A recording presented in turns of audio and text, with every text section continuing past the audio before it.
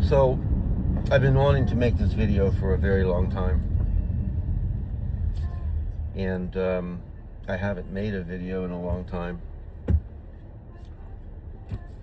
That's my boy Vader.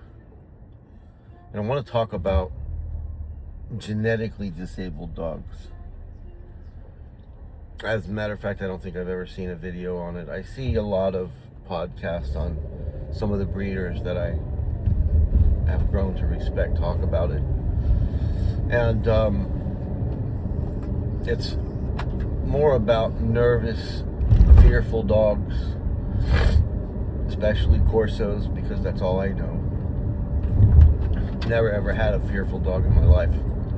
I've had probably 30 dogs. I'd say whelped about, I don't know, 5 or 6 litters of different breeds. I am by no means a dog breeder, and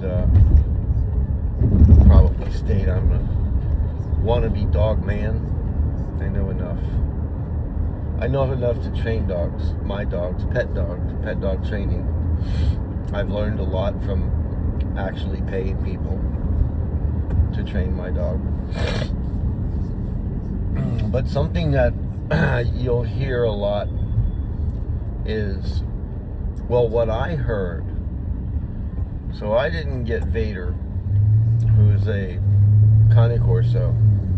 I got him at 7 months old. I was supposed to get him at 8 weeks. I ended up having an emergency surgery.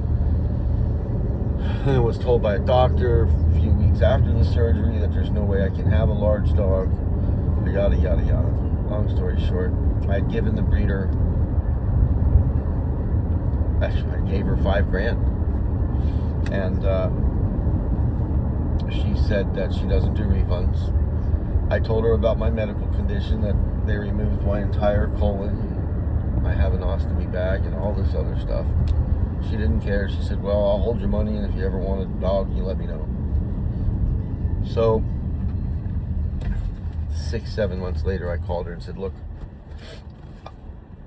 I'll take a puppy. I didn't want to lose my money. I didn't feel like, I didn't want to take lighter fluid to $5,000. And she, oh, I still have the one that you picked. I have Vader. I was like, oh, great. And let me tell you what you should never do when you're going to buy a dog. Do not buy a dog from a YouTuber with somebody that has more content than common sense. And she came off, and still does. And I don't doubt, and I've learned that she knows a lot about the breed, and she knows a lot about the dogs. She's also very difficult. She's great until you disagree with her. I'm not going to throw her out there in this video. This isn't about that. But when I got him, the handoff and everything went kind of okay. He just seemed a little nervous, which I actually approached him with the no talk, no touch, no look method when he first came. I didn't even look at him. I did have a pocket full of treats, thinking to help him kind of get along his way and stuff.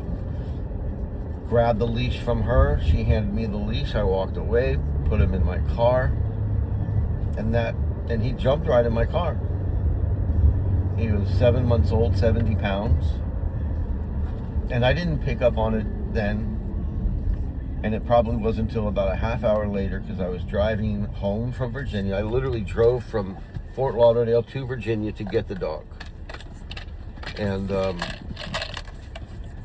didn't think much about it. I had George with me, my Frenchie. And when I stopped to go to get something from a gas station on the way back, I said, I didn't want to leave him in the car by himself because I didn't know what to expect. I certainly didn't want to come back and have my car tore up. Like I said, I had no idea what to expect. He was 7 months old. I'd never had a 7-month-old puppy. I'm a firm believer in imprinting. If I can get a dog at 6 weeks, it's good. But I still think there's a huge amount of learning that puppies get between 6 and 8 weeks from parents. That is more helpful than I could give a dog. So long story short, I got the dog. I went to get him out of the car. to go in the gas station, and I was going to bring him with me just to get a drink, and I left my Frenchie in the car. And it took a little coaxing. He got out of the car, and we walked up to the door of this gas station. Yeah, good time to put gum in my mouth, right? The gas station had automatic doors, and when the doors opened,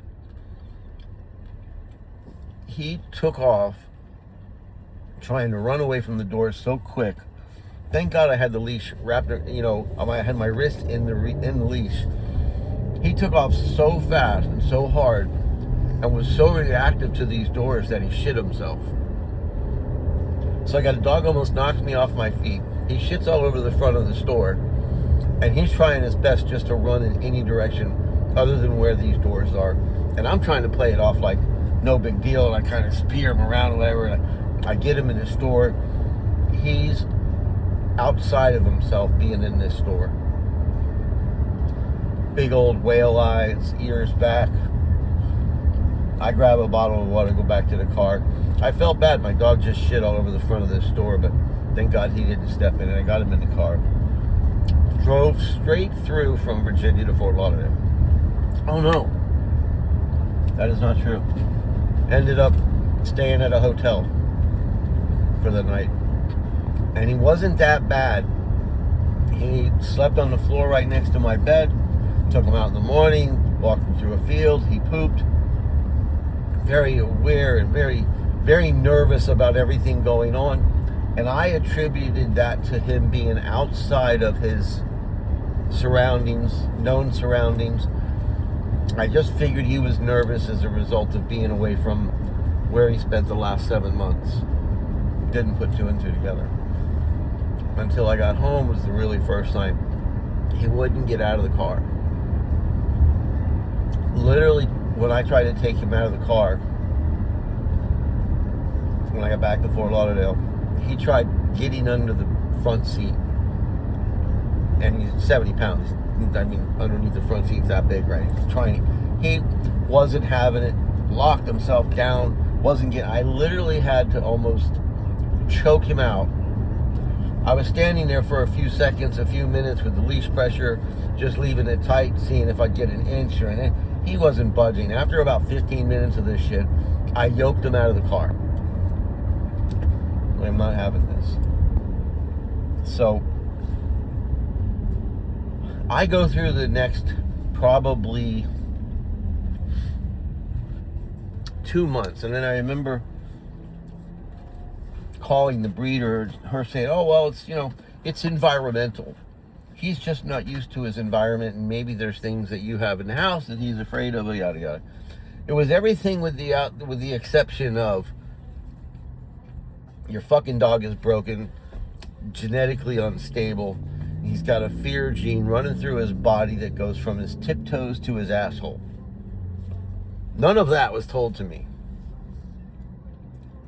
After about 2 months, I had called her and I said, listen,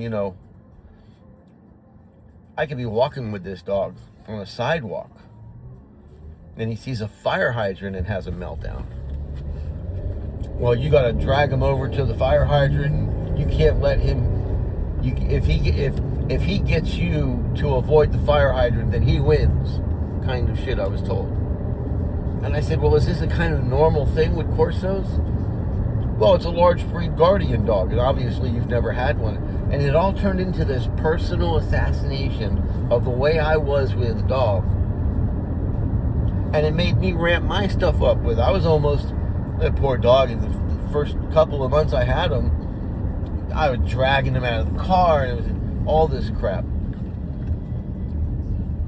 One day she had this guy on her podcast. She had a podcast. She doesn't normally do podcasts. She just does a lot of content on YouTube.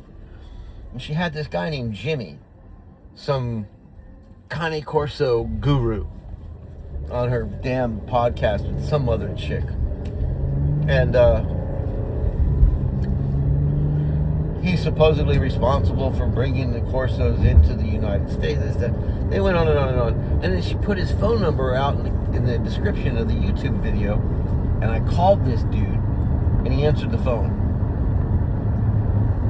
And I started telling him about my dog. He says, "Oh, that's a fearful dog." I said, "Yeah, I know he's fearful." He goes, "No. And that dog's got fear running through his genes. You need to put that dog to sleep. Just put him down. That dog's useless." I'm like, "Excuse me? You know, I bought this dog from the girl that you were on the podcast with." "Well, I don't want to get into that. I've heard about her dogs." Yeah, I said, "What do you mean put him down?" He goes, "You'll never be able to train that dog. That dog's genetics are going to keep him from having any kind of quality of life, and you should just put him down." So, here I am 4 years later. He just turned 4 2 weeks ago. And what I did after that call, I've changed my whole life for this dog. I used to live in a condo in an elevator. He was deathly afraid of elevators. And I figured out what it was. It took me a couple of weeks to figure out why he did. First couple of times he went in it. One day he was sitting there. He saw people go in the elevator.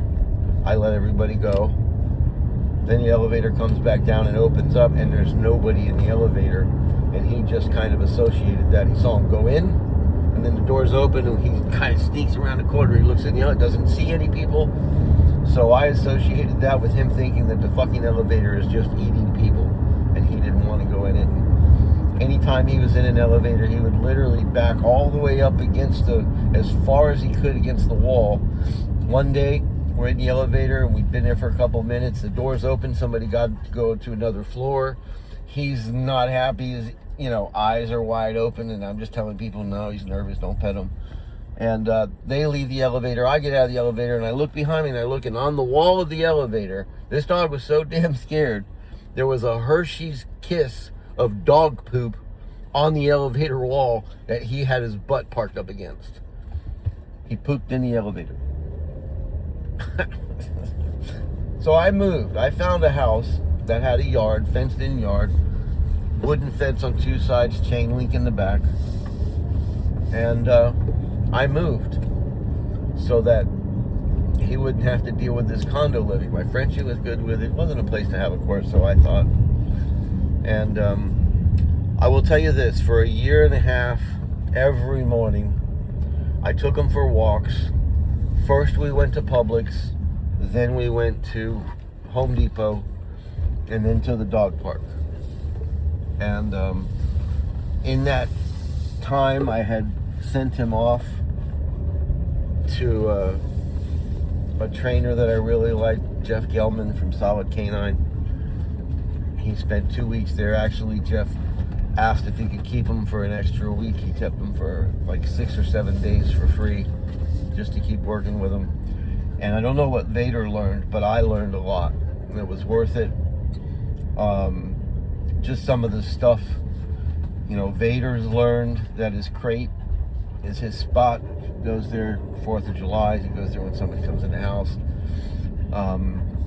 Settle, he teach a dog how to settle. When they're laying down, they put their head down. And it just kind of makes them relax a little bit more. And just a lot of stuff that I learned from Jeff, who's I think one of the better pet dog trainers out there. He just knows a lot. The guy's trained over 20,000 dogs, so he's got to know something, right? So here it is, 4 years later. Vader is good. I take Vader out. Here's the thing with him. He is so scared. If you ever had dogs and you grab the leash and go, "Come on, let's go," and they almost break stuff trying to get to you over the couches, they want to go out. That's all I've ever had in my life. Dogs that acted that way. When I grab the leash and tell Vader, "Let's go," he comes, but he passes me up and he goes in his crate. He doesn't want to go outside. There is nothing outside the door of my front yard that he has any fucking interest in. The house is his giant crate. He's happy in there. He plays in there. He does everything. We've been going to these 2 different dog parks that I live to, which I stalked for about a week, both of them in the mornings before I go to work. And I saw that at both parks, and this is kind of probably, they're kind of tribunal, these dog parks are in the mornings during the week. It's the same 5 or 6 people show up with the same 5 or 6 dogs every single morning. And in my case, both places have just little dogs. They're great dogs. They're little. I don't care nothing about anything. They don't bother Vader. Vader doesn't bother them. Started taking Vader. I take Vader every single day in the morning to the dog park, because that's where he'll shit. I have a field by my house that he'll go to and shit. He will shit in my backyard if it's dark, and only between the hours of midnight and 5 o'clock in the morning when it's still dark. If I take him out back at 8 o'clock p.m., he'll walk out the pool deck, turn around and walk back in the house. Won't go outside. 4 o'clock in the morning, I open the yard. He goes out there, runs around, sniffs, poops, pees, comes in. That's a wrap, but he's always got to take a second one. And just because I know he doesn't like going outside, I take him to the dog park. Been a couple of little issues, but I can tell you that I would associate Vader's. I tell everybody that my dog rides the short bus. He should be wearing a helmet. He's somewhere in the spectrum of an autistic child. Okay? Nobody can pet him. He doesn't bite. Thank God, so you have 2 ways fear will run in a dog. It's fight or flight. A lot of fearful dogs are misunderstood, and they're bitey when people go to reach out to them, or they're nervous and they're scared. They react with violence. Vader's on the flight side of it. So if somebody reaches out to him, he'll back away. If somebody tries to pet him, he wants nothing to do with humans, and he's really antisocial with dogs. He's not in any way aggressive. He just wants to run around, do his smelling. Sometimes he'll see a dog and he'll turn around, smell the butt, and just run away. He doesn't have any buddies. He's got a couple of dogs that he actually is very, very familiar with, that he'll run around with and play. But when other alpha dogs, when he was a puppy, sometimes there would be a dog that would come up to him and he would run and the dog would run, and Vader's very fast and he'd start running, the dog start running, and then it would kick in the prey drive of the other dog. So when the other dog kind of got close up to Vader, he would like bark and grab at him like, "Arr!" And Vader as a puppy would even turn it up farther. He'd run even farther. And one day he got pinned in a corner by a husky, and Vader lit this dog up. So when he gets to a point, there's an old saying that I've said and I understand. I fight much better scared than I do mad. And when Vader gets mad or Vader gets scared, it's not your standard Corso correction that you see on Instagram and YouTube. It's not one of those kind of corrections. It's a violent act of fear that he reacts to, and I would say blacks out and just tears dogs up, and then walks away from it. He doesn't stay in the fight. He stays in it long enough to get them on their back, grab them by their face, and then he'll turn around and walk away. So in a sense, it's a correction, but it's a very violent correction. It's not like a correction of just pinning a dog and getting over him and just saying, "Hey, stop, enough is enough." And he doesn't growl. It's happened 2 or 3 times, and one time it was really bad with like an Akita husky mix. Dog was big, and this was just like a year ago. So Vader was probably about 115 pounds, 3 years old, and he literally took a giant chunk out of this dog's ear and front paw. And when it was all done, the Akita's all bleeding and Vader was just panting. And this dog kept chasing Vader over into corners, and I kept telling the owner, "Please call your dog." And he's, "Oh, they're just doing dog stuff, let them be." And I'm like, "Listen," and I told him before it even started, "I'm not paying for it." And sure enough, man, that dog caught Vader in a corner and put his paw up on his shoulder as he was trying to approach him. And in a lightning bolt of a second, Vader had this dog on his back and his mouth and his face and his head. Anyways, fearful dogs, when they're on the flight side of it and they're in the avoidance side of it, be very careful when they're pressed and the pressure is too great, because when they come out of that, it's with a lot more violence than somebody just trying to warn, or another dog just trying to warn another dog, hey, leave me alone. There's no warning. It is straight up fear-based retaliatory aggression. So my dog has a 3-foot circle of trust.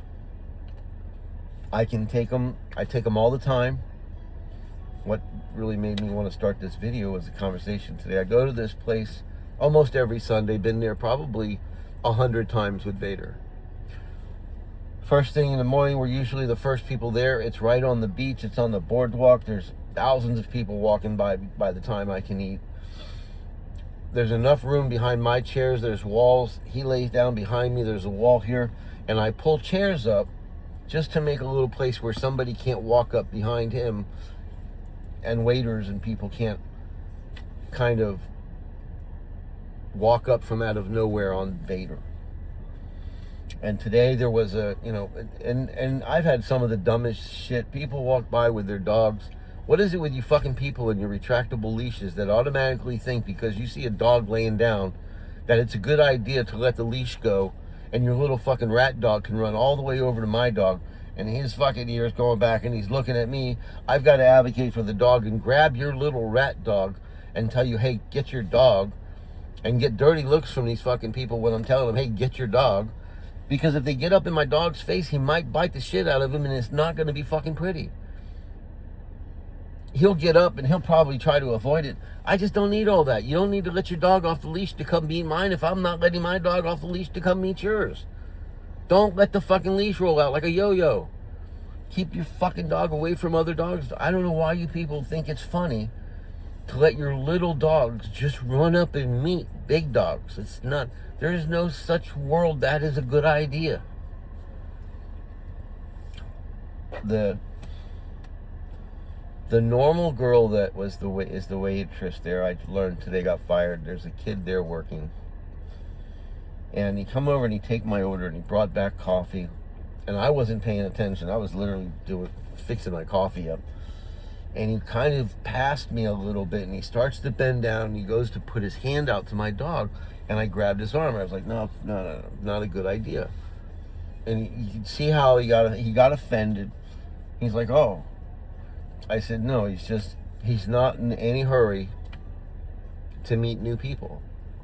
And I don't know how else to say, hey, don't fucking touch my dog. I thought that was polite. Hey, he's not in any hurry to meet new people. Oh, what? Is he aggressive? And man, as soon as he said that, I'm like, no, he's not aggressive. If you keep going forward, he's going to jump over the table behind me and drag me with it. Because he doesn't want your hand in his face, and you didn't fucking listen to me. So I've learned to advocate for the dogs, but it takes a lot of time, a lot of patience. I know somebody I know 2 people that have litter mates of this dog. Both of them can't leave their house. And they both said to me on the phone, well, I don't really go anywhere, and if I do, I'm not taking the dog. So they go in the backyard and they go in the house. Excuse me. Dog hears a spoon drop in the kitchen, it jumps 3 feet in the air, they said. And it's the same thing as my dog. It's genetic. It's not from the father. I know who the father is. Father's a great dog. It was this European dog that she brought over from God knows where, someplace. The last 3 letters were Can, Dakistan, Kukistan, Klukistan, I don't fucking know. But be very, very careful when you're buying dogs, especially if you're buying Corsos. There's a lot of very bad temperamental dogs out there. And it goes in both spectrums. You can have dogs that can be dangerous, and you can have dogs that will jump over tables to avoid people. He's not that way. I'm very maybe exaggeristic when I speak about it. He did do it once, which is why I sent him to training. The training was more for me to learn how to deal with people and to advocate for the dog, not really, letting people reach into him or take him for walks, and there can be people walking in front of us and behind us, and he's fine. The place that I take him every Sunday, there's a whole bunch of restaurants, there's a bunch of streets, and you walk on the sidewalk, and there's always semi-trucks coming to bring in the beer and bring in the food, and they stop, and the tailgates hit the ground, and boom, and an air brakes. And this morning, for the first time in years, he wouldn't get out of my car, because when there was a truck making a delivery of stuff, pulling pallet racks off their car, not pallet racks, but pallets full of stuff, and Vader could see him, and it was just really noisy, and a tractor drove by, and he didn't want to get out of the car, and it literally had to basically drag him out of the car. And if somebody was watching me, it looked like I was abusing my dog, but whatever. Once he gets out of the car, he kind of knows. He stays by me. He looks up at me every 5 seconds looking for a little association. I don't tell him as much good boy, because I don't want him to associate with the fear that he's feeling with being good. But I will put my hand just like steadily on his shoulder blades, just to calm him down a little. Start walking, he's fine. But buyer beware. I can see how a lot of these dogs are being put to sleep. They end up in shelters. If Vader ever ended up in a shelter, everybody would be afraid to go in there and get him, because his ears are back. He'll get into a quarter, his head goes down, and he's very big, and he just looks like he's about to light you up. And he's never bit anybody. My vet, man, just totally bypasses all of his signs, walks over to him, kind of rubs him, looks him, gives him a check over, gives him a shot. It's just in the back when they got to go in or do x-rays and stuff like that, and the vet tech has to take them. I'll walk with him for a few feet and then kind of just stop for a second and keep walking. And he'll walk. Once he's on a leash, he'll go with people. Very respectful, very gentle, very good with taking food out of your hands, very good, doesn't get into shit, doesn't get into garbage. He's a great dog until you want to take him outside, and you can see him right there. He's just on full guard mode. He's like a Navy SEAL on crack. Vader, you don't care. But check the litters before you buy a Corso, man. I tell everybody, they're like, oh, where can I get a nice black Corso like that? I said, forget the color.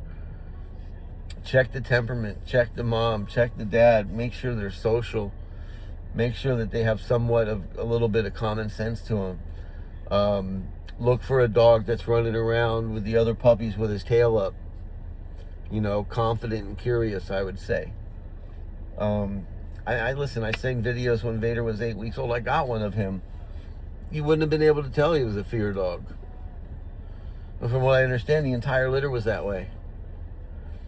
If they weren't, they were fearful, and then a couple got aggressive, and the rest were fearful and just submissive and not wanting to do anything with anybody. So don't buy dogs from people with YouTube followings that don't have a website with Google reviews. Okay? You find somebody that doesn't have their reviews active on Google, they're fucking hiding something. You find something with a bunch of dogs that's got a kennel with a bunch of dogs, and every comment in it is positive, something's wrong. Especially if they've sold a boatload of puppies. Return policy with your deposits. This chick, after having major surgery, wasn't giving me my money back. I'm kind of glad, man. I love this dog. I'd do anything for him. I spend a lot of my time dealing with him. twice a day. In the morning before I go to work, I take him out. I have to take him to a field, and I take him to the dog park. And every single night, before it gets dark, I either take him to the field or take him out to the dog park. He won't shit in his own yard unless it's 4 o'clock in the morning. And I've thrown him out there during the day just to let him see, and all he does is sit by the door. He'll sit there for 45 minutes. Then I let him in the house, take him in the car, walk him over to the yard, out to the field, let him in the field, and within 10 steps of being in the field, he'll take a shit. It's the dumbest thing, man. My fucking dog needs a helmet. He's definitely autistic. He's in the spectrum. He rides the short bus. He's a fucking knucklehead. I love him to death. He just turned 4. But be careful. There was no way. You know, the girl kept telling me that it was the way I was dealing with him, that it was, environment. Everything in the world she said it was, but she never took blame of it being the dog. But the fucking dogs were all shot, the whole litter. Female was just a genetically unsound. And she would never admit to that. Now that female dog's nowhere to be found in her litter. It was actually, she disappeared, that dog, after the second litter, and all the puppies went bad. I'm not going to throw her name out there, but I should. She's in Virginia. She's got a bunch of dogs. She's a fucking pig. That's how I really feel. But if you're going to get a dog and it's a little bit nervous and fearful, just be ready to put in work. They're great dogs behind closed doors. But you got to advocate for your dogs. You need to crate train them, let them figure out where their crate is when they're getting stressed out in the house. People come over, they go in the crate. You got to take them out. This dog has been out thousands of times amongst everyday people, in malls, in Home Depot, in Publix, in shopping centers, cafes. He goes out every single weekend with me to eat in the morning. And he sits behind me, puts his head down between his paws, and he's perfect. And I also am not stupid enough to just let people walk up to him and try to pet him, because it's not what he has no desire to be pet by somebody, and I take all the dirty looks with a grain of salt. So, don't put him to sleep, but make sure there's a return policy on the Corso if they are genetically disabled, which is fearful and nervous. All right, that's it for me. Say bye, Vader.